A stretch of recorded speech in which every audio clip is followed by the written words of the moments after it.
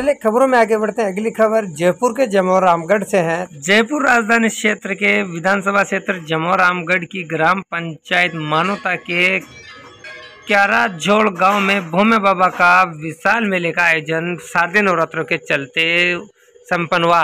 जहाँ पे भोमे बाबा के मेले में देवड़वाल गोत्र के मीणा समाज के लोगों का सद्भावना मेले का आयोजन किया गया। आपको बता दें, जहां भोमे बाबा के मेले में लोक भजनों पर बाबा को रिझाया गया। मेले के दौरान प्रतिभाशाली प्रतिभाओं प्रतिष्ठित लोगों को सम्मानित भी किया गया। हमारे संवाददाता भरत देवड़वाल ने मेले का नज़ारा कवरेज करते हुए लोक कलाकारों और प्रतिष्ठित लोगों से खास बातचीत की। वही मेले का नज़ारा एवं महाआरती अपने कैमरे में कैद कर लोगों के लिए यादगार बनाया।